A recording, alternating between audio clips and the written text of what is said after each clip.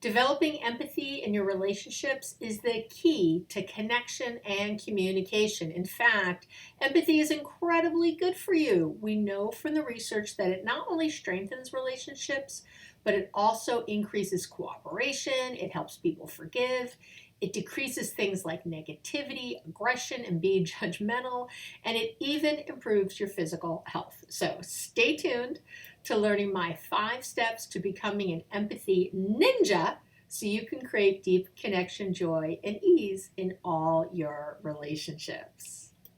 Welcome back to the podcast. I'm putting on some lip gloss as we speak. How do you like that? Oh, yeah. Oh, yeah, that's what I'm doing. You don't even know. Well, you know if you're watching me on YouTube, you know.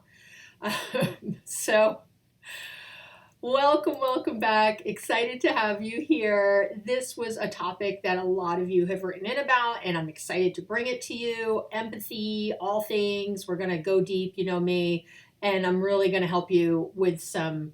I do it a little differently than most people, so even if you've seen a lot of empathy things before, you know, my special sauce of how I put things together is always a little different, so I can't wait to share.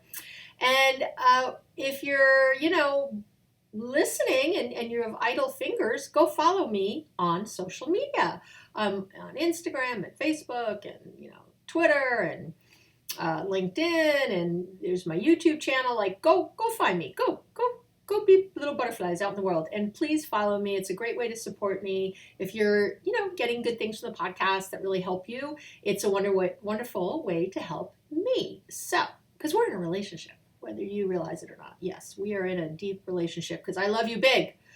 Yeah, if you're involved in anything, if you're not on social media, don't worry about it.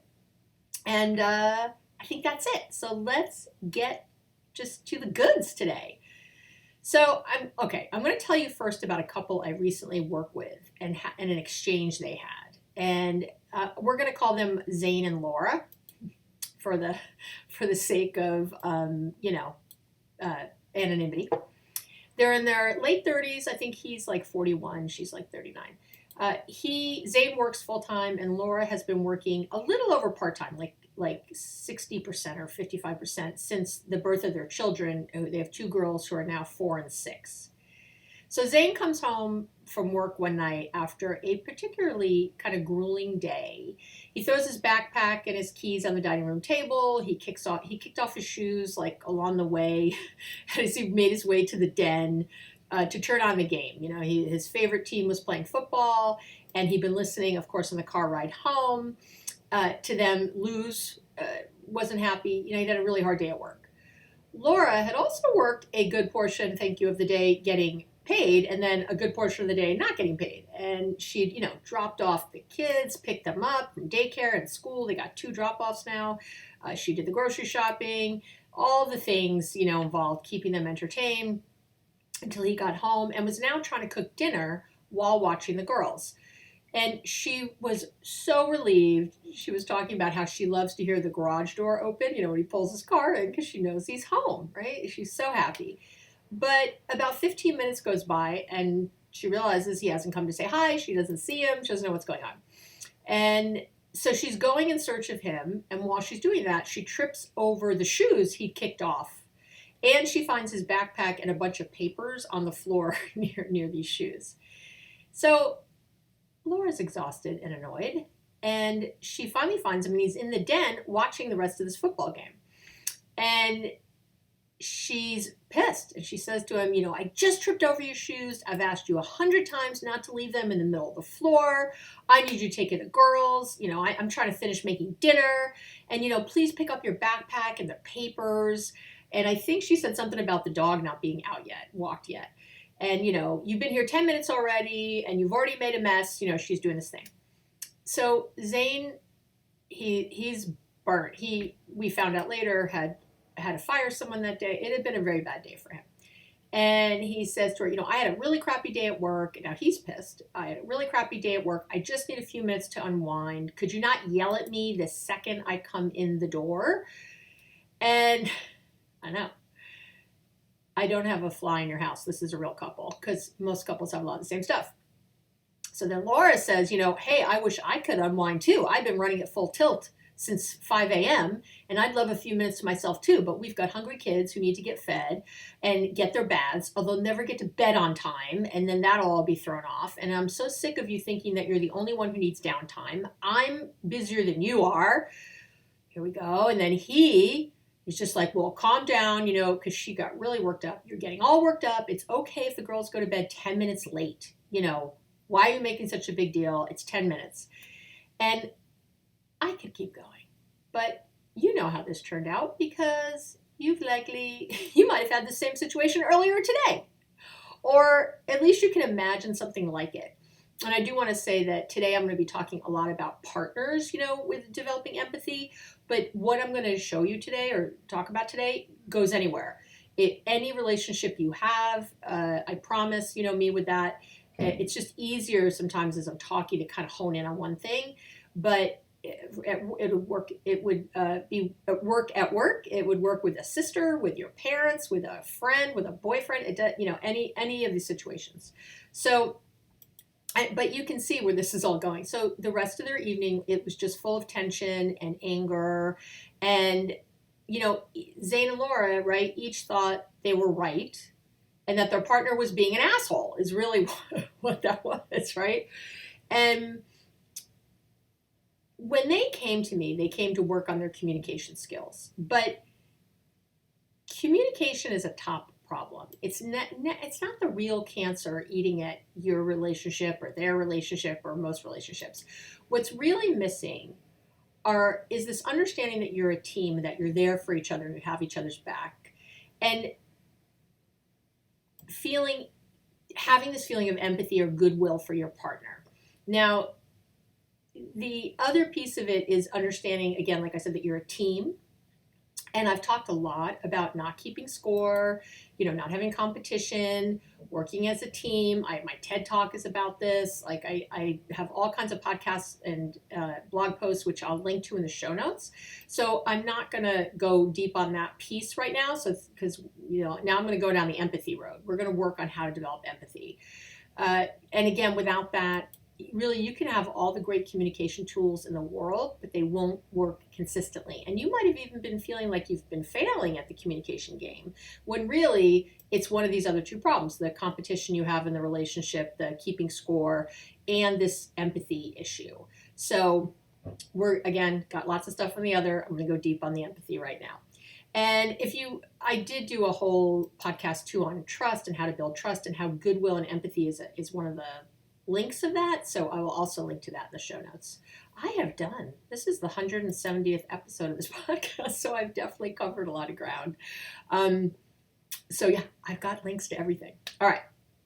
So yeah, so like I'm saying, I can teach you all the right things to say, and think of that. You've learned that before. You've learned all the right things to say for having, a fair argument, but you've also got to be able to put yourself in your partner's shoes and really think about what they're thinking and feeling in these situations, because otherwise you're not going to react in a way that's going to get heard or that's going to be productive or effective. So I'm going to teach you, again, how to do that today.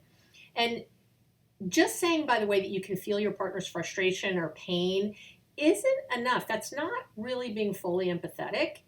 So in this example, Zane could say, yeah, I know you're tired too. He could have empathized, but if to really have felt her frustration, he would have gotten up and taken care of the girls. He would have just stopped what he was doing. He wouldn't have argued. He would have gone and done that. Or the other way, Laura, if she had truly felt, obviously, his overwhelm, she might have given him 15 minutes to unwind before coming, and telling him, asking him to come help. So this stuff is really, again, deeper than what you might think empathy is, and I'm gonna break it down. And I just want to say this because I want you to be motivated to really listen all the way through.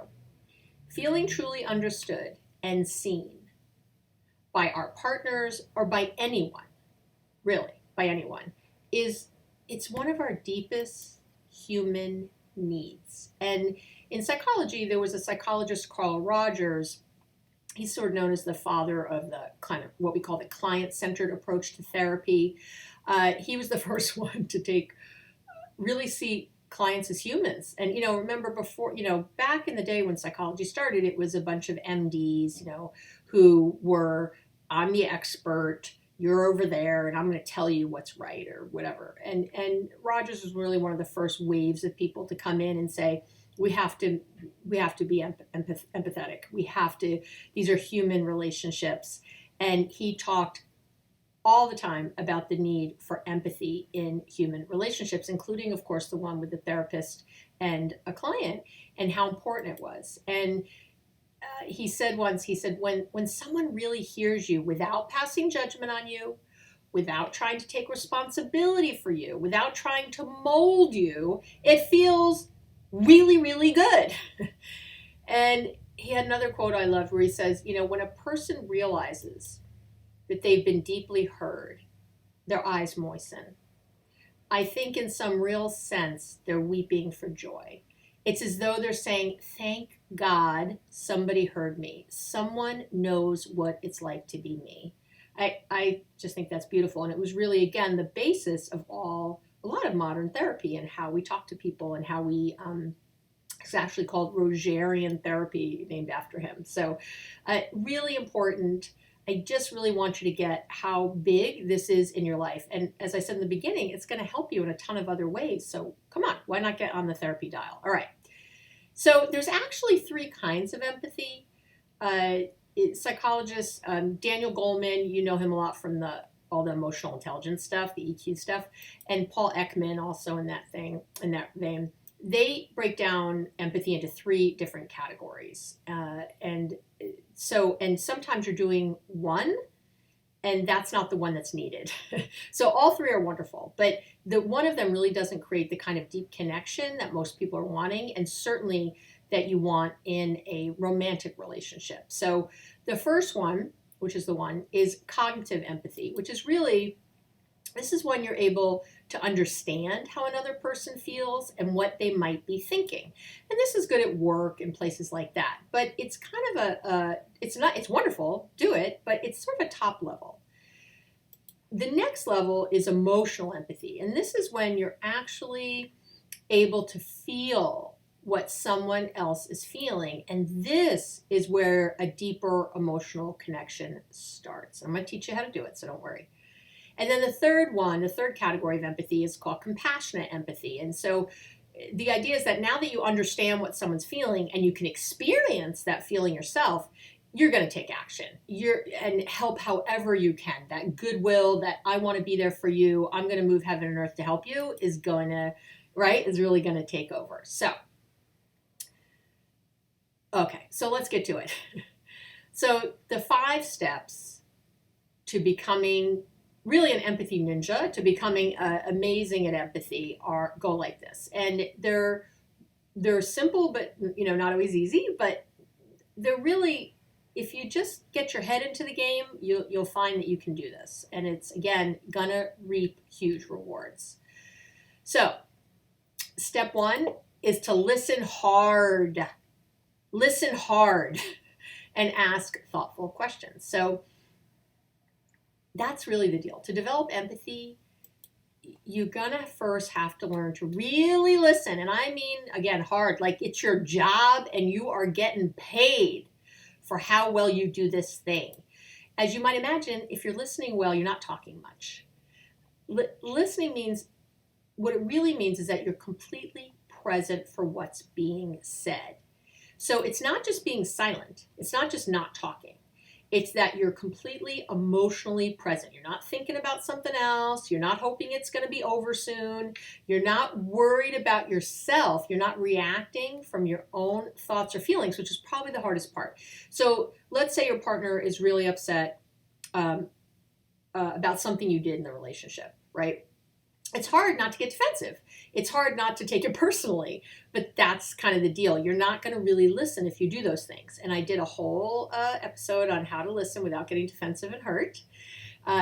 So you can listen to that to get a little more about that. But what I'm saying here is you have to be mindful so that you can stay in the present moment and be fully engaged in what the other person is saying, be that your partner or whoever it is.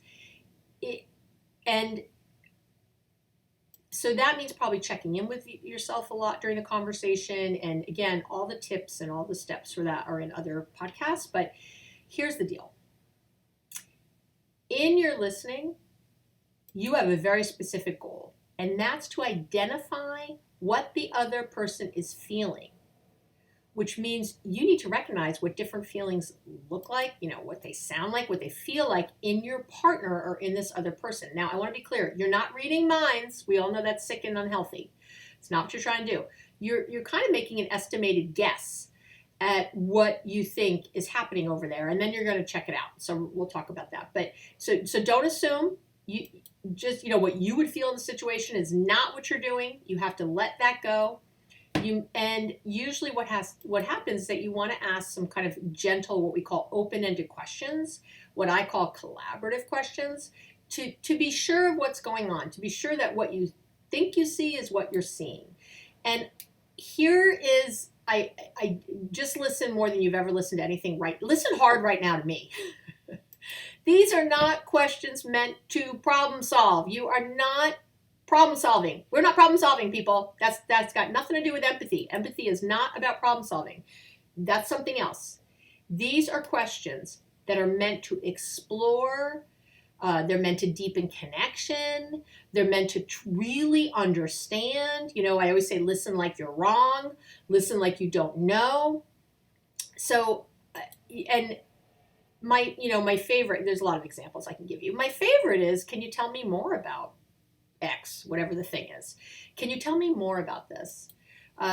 You can, and honestly, you can ask what they're feeling. You can say, and to say like, well, what are you feeling right now is kind of a hard one to just come out of the box. So that's why I like sort of the, tell me more about this, because you'll get a better understanding. And then I'll often ask something like, what's the most upsetting part of this to you? Part of whatever the thing is, right?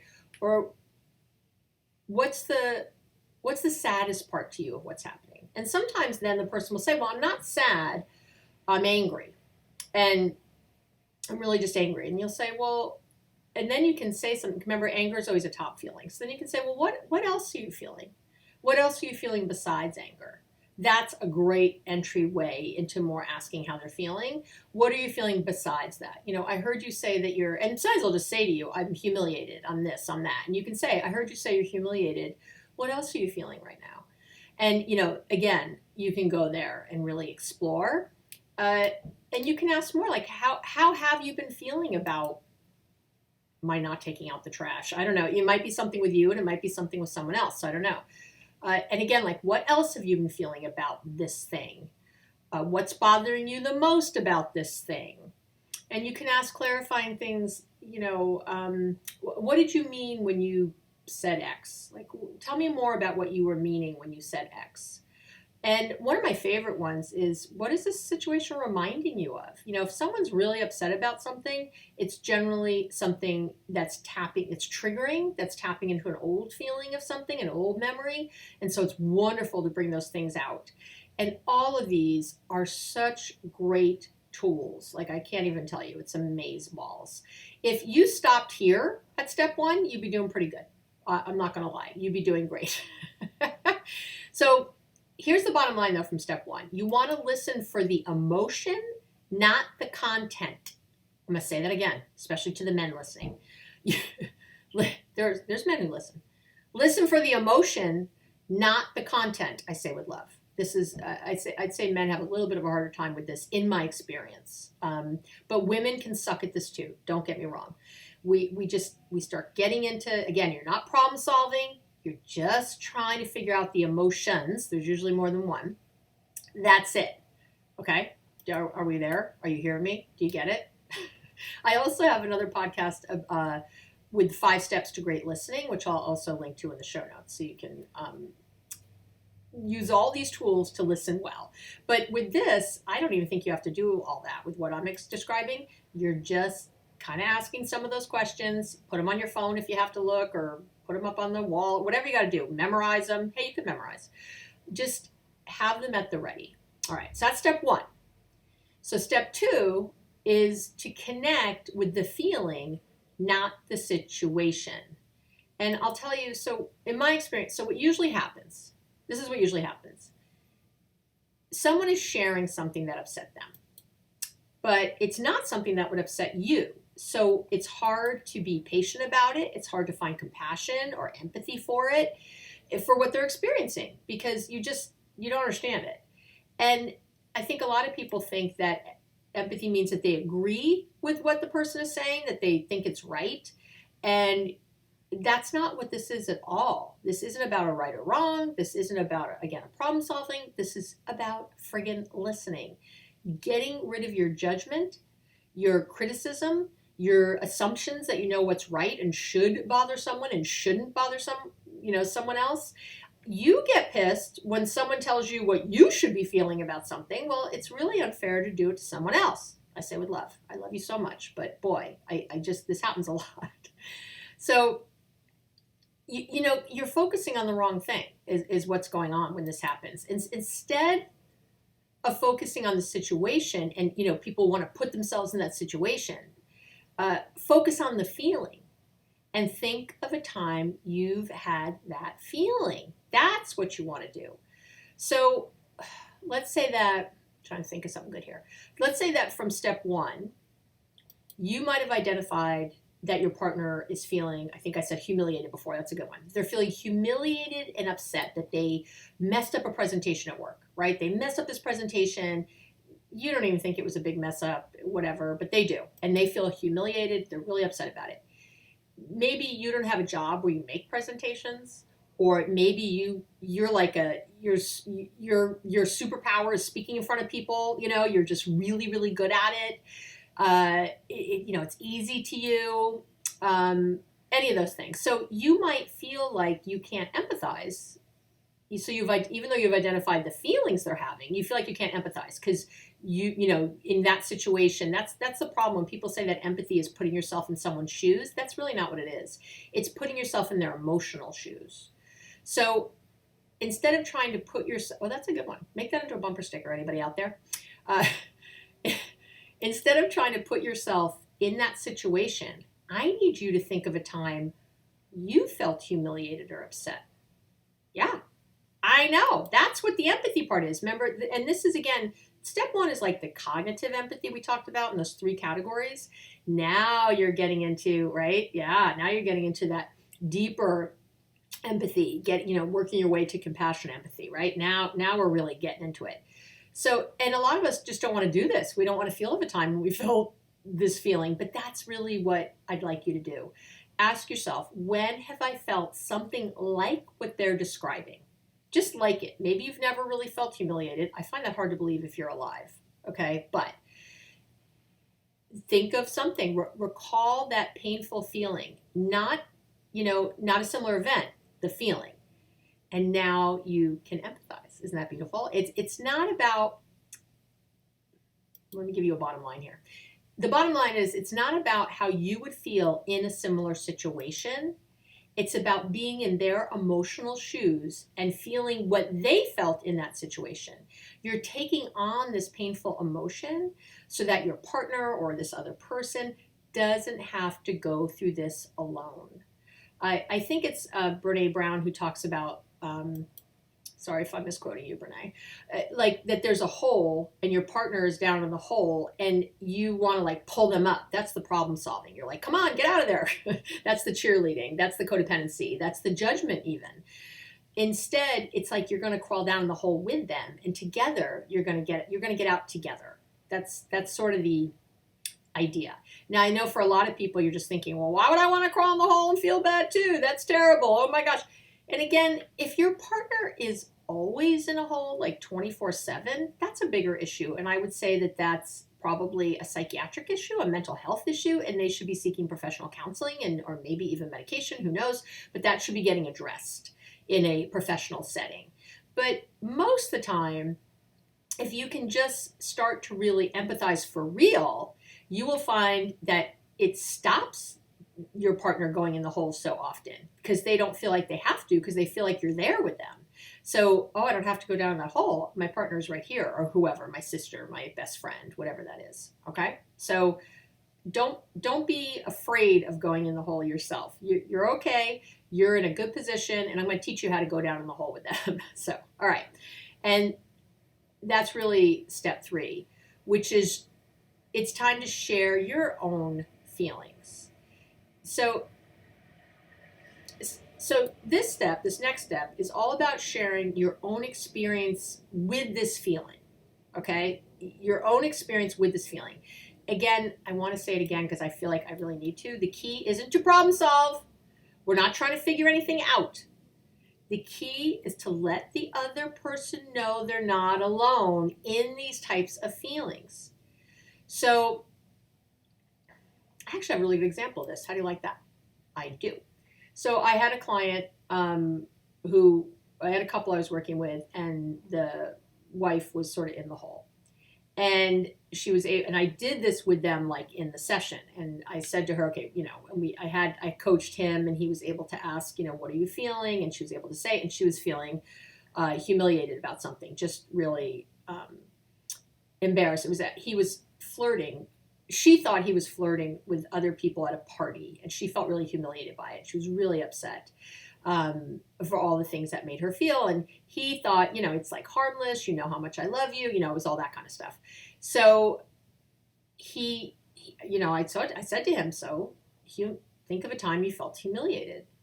And he thought for a minute, and he got right in it. And he said, he said, I remember my dad, I remember being in high school, and I was playing baseball. He said I was a great baseball player, and it was, he said it wasn't even that big of a game, but I struck out in this ball game, he said, kind of a critical moment, anytime you strike out isn't good, and he said, my dad started screaming from the stands, screaming at me, what the hell, what the F are you doing, swearing, what kind of pitch was that to swing at? You're swinging at air. He was yelling at him. What kind of idiot does that? I mean, it was horrible, horrible.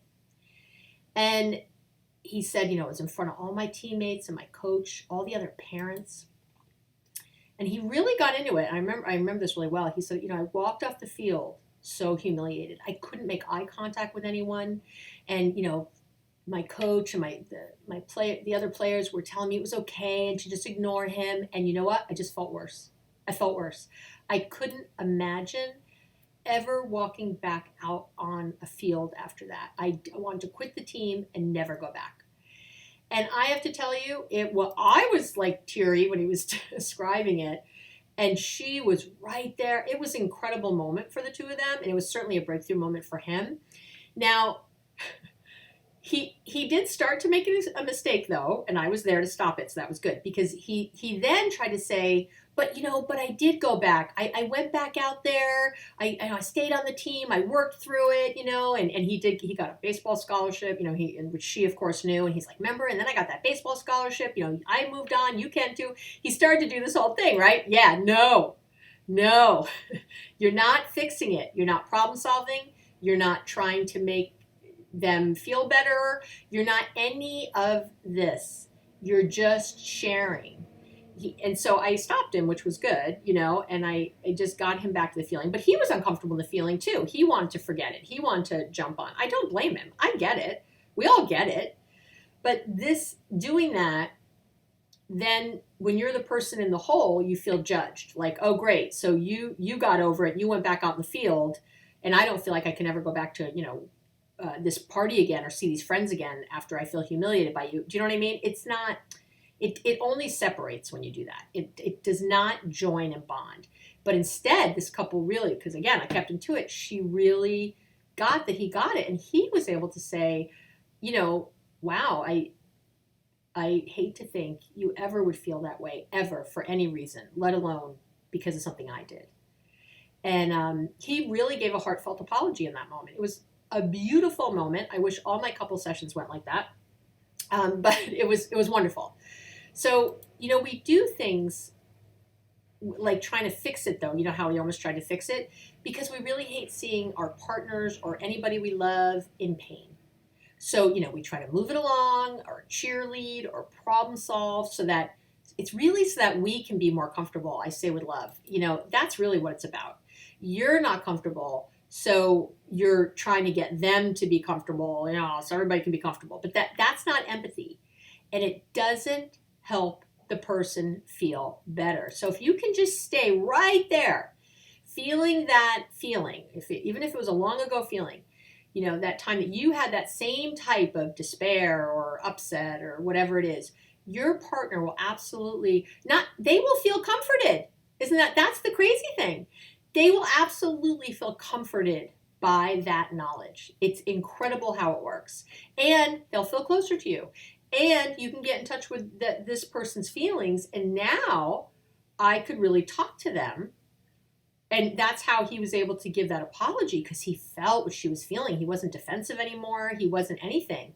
He was, instead of dismissing what was happening for her, he felt what that would feel like, you know, even though it was a different situation for him. Get it? Really important and wonderful and beautiful and amazing. Step 4. Now it's only after you've completed the other steps that you can ask. Now you're allowed to ask some more questions, but the goal here is to show support and teamwork. That's the goal here. So any questions have to be in that vein. When you're empathetic with your partner or whoever this person is, you become a teammate with them against whatever the thing is, whatever that bad event was, whatever the hardship was. We're a team against the thing. That's what's beautiful. Even if you did the thing, even if you're the one, the cause of the thing, you are aligning now with them. You know, we're in here together and we're going to get out together. So now you can ask things like, you can right here, you can, after you've done those steps, you can ask things like, is there anything I can do for you? Is there anything I can do for you? If I could say just the perfect thing right now, what would it be? And these have to be really heartfelt. If I could do one just wonderful, great thing to support you right now, what would it be? What would one thing be that I could really show my support? You know, is there anything you need from me right now? And you need to ask it in a way that you mean it. You want to hear the answer. You have to stay still for the answer. And really encourage them to have an answer for those things, because you don't want them all alone out there. You want them to utilize the team, whatever that is. You want them to see that there's a hand out to help them, right? You know, or you're in the hole together and you're linking your arms together so that they can get a boost up to get out. You know, you're showing them what that is.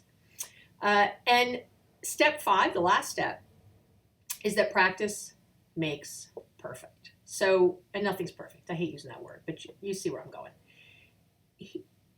Empathy is a skill. Empathy is a skill. It's something you practice and you get better at. The more you practice it, the better you get, like any other friggin' skill. So the last step in developing empathy in your relationship is to consistently listen to one another's, you know, to your thoughts, to your feelings, to do that often, to make that part of the fabric of your relationship or your friendship or your work environment, whatever it is. It's really about, you know, staying curious about the inner workings of this other person. It's as you learn to see the world from their point of view, what you're doing is really deepening your understanding and your connection. That's what you're doing. And I do have a little practice I use sometimes with my clients, which I'm going to share with you today for free. You can come on over and get it.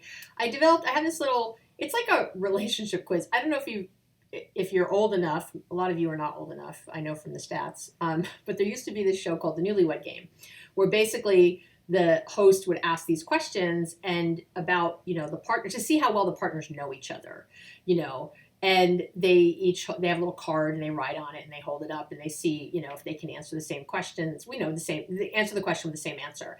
And so with that inspiration, I made this. It's really short, but it can be a really fun thing to do. It's this little relationship quiz where you answer. So you each take it about your partner. and you're answering questions about them. What are their favorite movies and favorite colors. It's really meant to be fun, easy. It's not meant to be a deep, difficult exercise of their deepest, darkest feelings. When was the time they felt most embarrassed? We're not doing that. This is meant to be bonding, joyful, fun, getting to know you maybe in it. Again, empathy is all about just looking differently, just opening your eyes to how they see the world. So if your partner's favorite show is, Real Housewives, and you just can't stand it, how else can you, what is it about that they like? What is it about the show that draws them? And don't let them off the hook easily. Don't let them just say, oh, it's just mindless, so I like to do it. It's like, well, why do you need something so mindless? Talk to me. What's your world like? That this feels good. How do you feel when you're watching? Do you like talking about it with your girlfriends? Maybe it's a bond with a certain girlfriend. I don't know, or boyfriend. It could be, your husband watching this stuff, your spouse watching this stuff. Who knows? So it's a great little quiz. It's a wonderful way, really, to just deepen your understanding, and this idea of really being seen by your partner. That's why I like it. I think it's really fun, and it's just like a great way to increase the joy. And increasing joy always increases empathy. So it's a win-win. And again, because I love you so much, you can download it for free on the website. You could try it out this weekend, maybe, each take it and then compare your answers and talk on date night. I don't know. It's abbymedcalf.com/podcast. This is episode 170. You'll find it right there on the show notes page. There's also a corresponding blog. You can always go to the blog post for 170 and find it there. And last but not least, there is an empathy quiz that the Greater Good Science Center in Berkeley has on their website. I will also link to that. That can be another great thing to take. That's a little more serious, but that's another thing you can take just to see where your empathy levels are at and see what all this is. Make this, again, your job. Empathy is important. It's going to help you on every single level in your life, everywhere. I teach executives empathy, for dealing with their customers, their coworkers, their subordinates. It's an incredibly effective, useful tool, and it's just not that hard to learn. And my 5 easy steps make it really easy. And that's it. We are done.